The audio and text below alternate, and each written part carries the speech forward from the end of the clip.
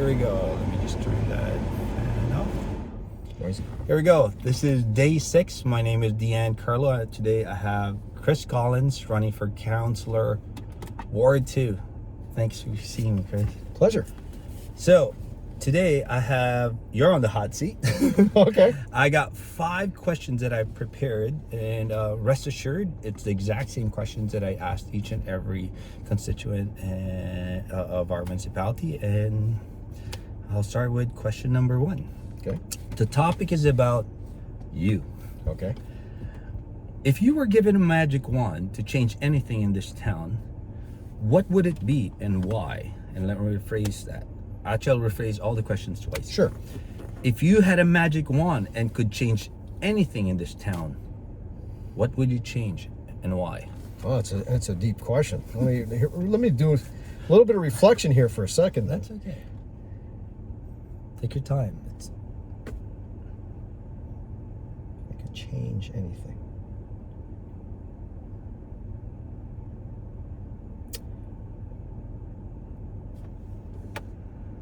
So this is going to go to the level, if you will, and if you want clarification, please ask. So first of all, the town is what it is. Mm-hmm.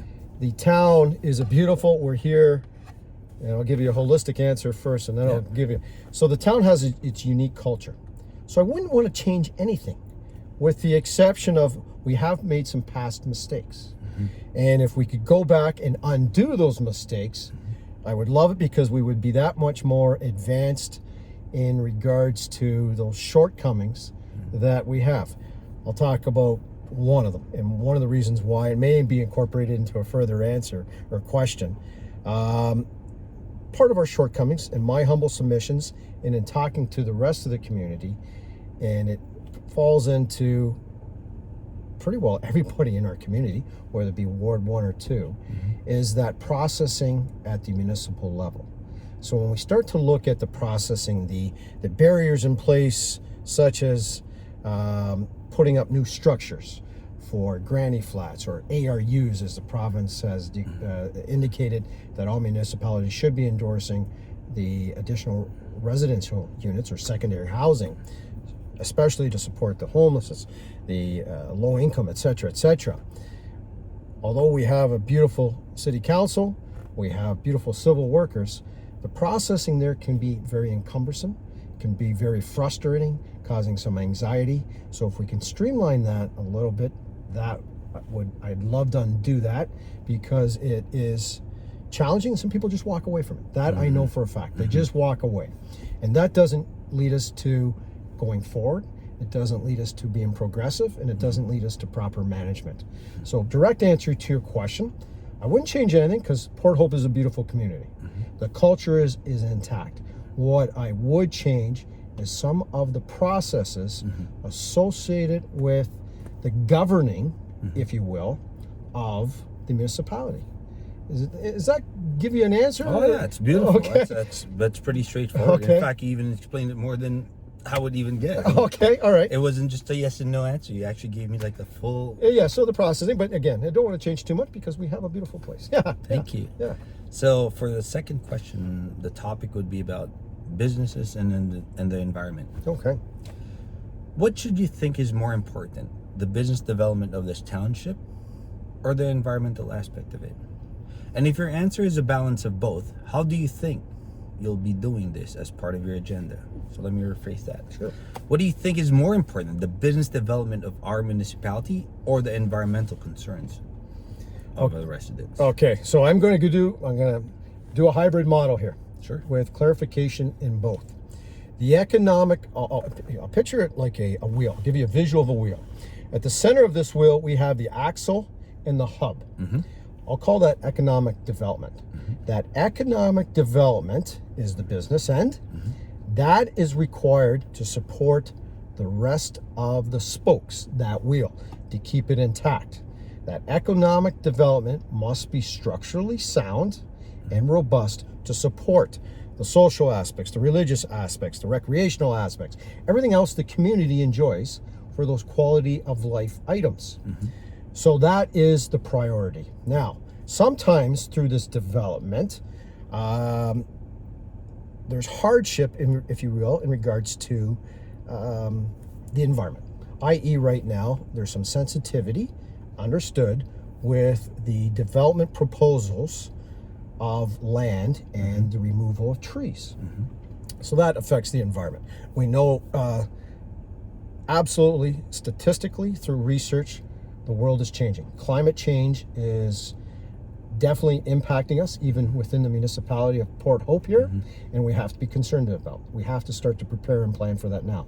So when we start to remove trees, we have to see, okay, if we are negatively affecting the environment, what can we do prior, and this is all part of the planning phase, prior to, we have this land proposed for development. We have to remove X trees. What can we do to mitigate or lessen the effect of that removal? I'll give you an answer that I have personally done. So I have had to clear some land for the building of a secondary building for a barn/garage. I removed an X number of trees. The X number of trees have been replanted in, I have a 200-acre property up in Grist Mill, North Port Hope. So if I've removed X, I have then gone out, purchased through the Ganaraska Conservation Area and other incentives to replant those trees, but to the power of 3. So if I remove 10, I'd plant 30. If I remove 25, I'm planting 75. Beautiful. Et cetera, et cetera. Beautiful. So whatever the effects are, it's always a fine balance between development of taking away greenery and the impact of the economics. Port Hope cannot survive without development. We also can't stop it. We know it is coming here. The province has indicated to us we are going to be one of the next major areas to be developed. 401 is going to get an additional lane. I hate to say the West is coming, it's already here, which isn't a bad thing, but we can manage it effectively. If we start to look at those industrial lots that are sitting idle in the urban area, if we are looking at those buildings that are sitting empty, start the development of those because they're already there. Let's seize what we have, build on those first, start to develop the infrastructure around the urban, work from an urban outwards. I call it the urban rural interface, you know, that magical line between the rural community, the Ward 1 and the Ward 2. Yes, we'll call that. But the infrastructure's here. Let's build the infrastructure, bring in the development. But again, we need to bring in the community with this, because if this is your property here and those trees, you may not want your trees removed. Okay, how do you feel about this? Can we make this a win-win? Let's sit down with the community and say, well, let's look at our vision. Let's looking forward. How can we cooperatively and collaboratively make that a win-win? So direct answer to your question, I'm going to bring it back. I am for, as a priority, economic development with absolute consideration, and it must be, because we need the agricultural. We can't lose our agricultural. Yes. It is part of that economic development. And unfortunately, some people sell their properties, and they sell it for their own reasons, but then that gets developed. We can absolutely control that footprint.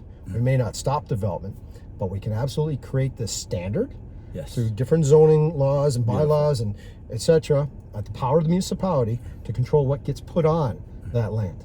That's great. That's amazing. So my next topic would be about the old and the new. Okay. Knowing that a big demographic of our town are older and retirees, how do you think we should balance the plans with our youth? We have a large population of retirees and seniors in our community. How will you balance their needs while increasing the opportunities for our youth? Yeah, so very familiar with this. I've actually looked at statistics. Over 50% of our population is over the age of 50, holistically through both wards. So when we start to look at the supportive services required of this, we're looking at mobility issues. So we need transit systems. We need, as we get older, myself included, we start to see the impairments, if you will, of not being able to walk everywhere. We don't have the luxury of, especially in the rural community, bus services. So we have to look at those strategically and through a business planning model of looking at to support the next demographic or the immediate needs, while still addressing bringing in new families who are going to supplement that, because new families are coming in. We know the different communities that surround Port Hope always look to us because of for instance, a cost of X in Toronto is not the equivalent of a cost in Port Hope. No. And with Definitely not. transit system being easier, such as railway, the 407, and the expansion of the 401, you just need to hop on the 401 here, go to Bowmanville very shortly, hop on the GO Transit, and you're downtown core within an hour and a half. Yeah. People will be looking at us to sell their home in Toronto, make money, buy the equivalent out here, still have assets to use to buy whatever. So we have to look at those new families coming. So where we are here, the culture here, and I referred to this earlier, the culture here is of a quaint, quiet, serene town. We can maintain that. Love it. We have to build on the heritage we have, maintain it, and introduce. So if Canada is a mosaic of many communities, we have that already here. We will build on that, particularly for the youth now. When we go, I've already addressed the seniors. We have to look at long-term care. We have to look at transportation service, healthcare. We have to all address that. Now, easy words to say, but how do we do that? Well, we have to go out there and market ourselves. Same as we market ourselves for bringing in those developers for long-term care facilities and healthcare, such as doctors. Just give them incentive. If you're a doctor coming in, you want to build a home, you can do an office here. Let's reduce your taxes for X amount. Let's get you some. We can make incentives, if you will, within the power of the municipality to bring in those people. Same with the youth. Bring in those new families. We have those youth centers and etc. We can look at the recreational. We have an untapped in Rural 2, a ball field on Ganaraska Road, right in Garden Hill. Fabulous facility right beside the fire hall there. Beautiful park. We can start to look at those areas, start to make it a little bit more robust area. We have the hub on Canton. Where is the hub? The hub is where there's like a small library over It's a small library. Wow. So that is, Yeah, if I you know will, the equivalent of On town 10. hall, but in the rural community. Wow, I didn't even Again, think of we that. got some greenery there. We can make that a little bit more robust, grow on what we have already, and start to encompass those youth. So what I hear from the rural community is some of the concerns out there, because we have the uniqueness and the privilege of being remote, which we wanted, we have to travel. Sometimes that is incurred, but that's what we enjoy. But we can still build on what we have. So support the immediate need of the aging population. That has to be addressed. While at the same time, through the business planning projects, again, the visionary, bring in those collaborative partners to say, how better can we do it? Now, we don't do this alone. We can't do this alone. We have to bring in those subject matter experts.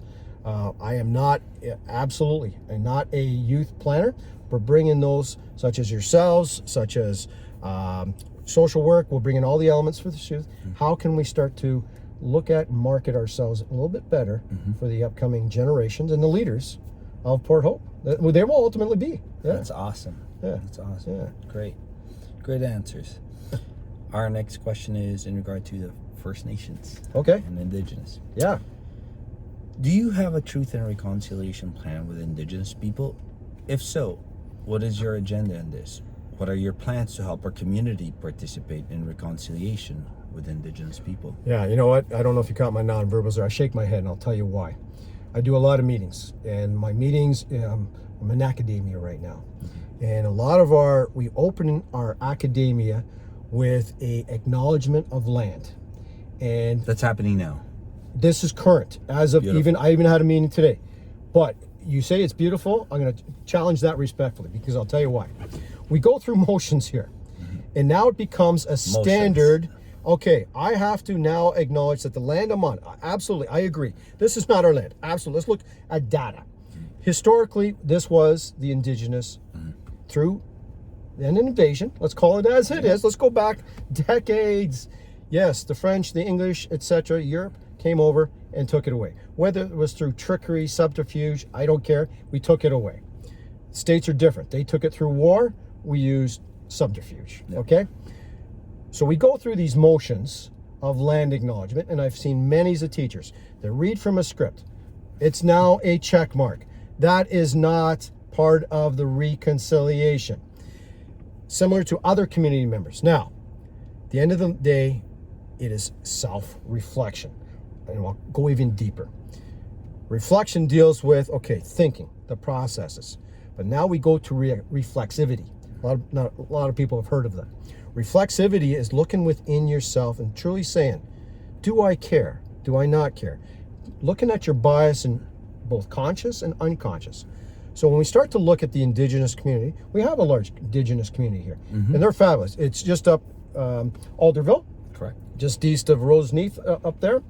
And if you look at their community, it's beautiful. The land down here, if you look at the history of Port Hope, it was through colonization again. Mostly the Caucasians from Western Europe.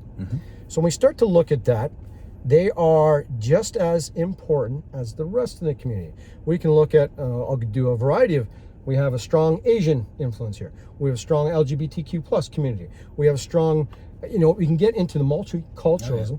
We should be representative of them all. So when we have acknowledgements, instead of going through the motions, let's make them deep rooted. Let's have people truly understand where we're going through that.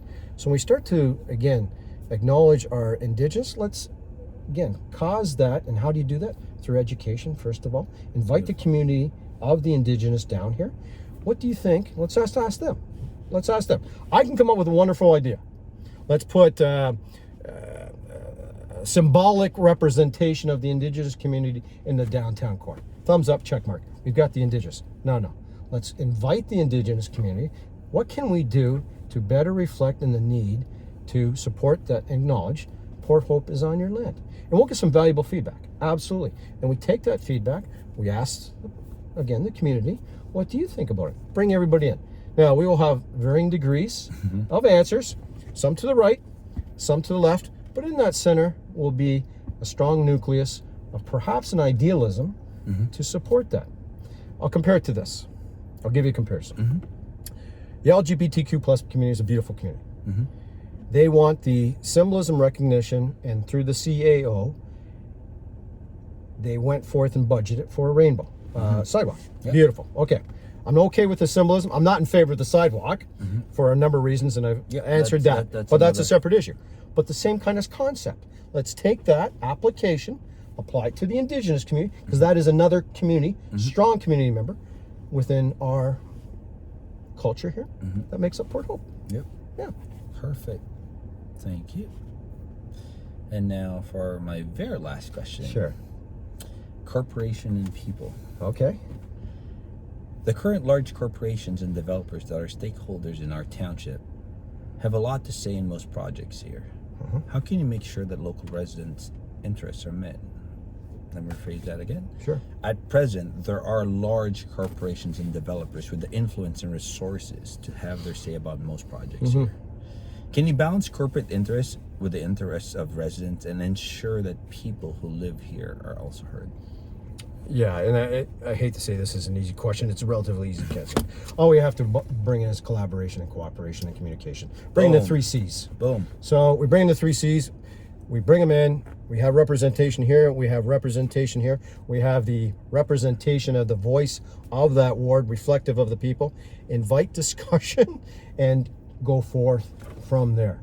It's not an entity itself directing the visionary path. It is a collaborative effort between the populace, those who are representing, or better still, the leaders, the chosen leaders of our municipality. People need to be careful with who they choose, not just based on name, but just on, I'll call it the KSAs, knowledge, skill, and abilities in regards to maneuvering through barriers, as we talked about earlier, having a legal understanding, etc. There's so many facets to being a leader, and at the end of the day, we should be servant leaders, working for the people and reflective of the people. The community is a collective effort, again, different communities, different cultures, different everything, bringing in assets, factors, everything from that. Yes, business absolutely drives it. We need business. That's that economic hub again. But again, we have that sector here, the public, that we need to bring in collectively through that. Now, let's not make this convoluted. Let's not draw this out through a committee and a subcommittee. Let's get a project plan. Let's get timelines in it. Let's bring in the business principles of responsibility, accountability, streamlining, et cetera, develop it and move forward. Beautiful. That's amazing. Thank you for your time, sir. Appreciate it. Appreciate it. It was And I enjoyable. hope everyone would see this one. Yeah. Take care. Bye. Bye.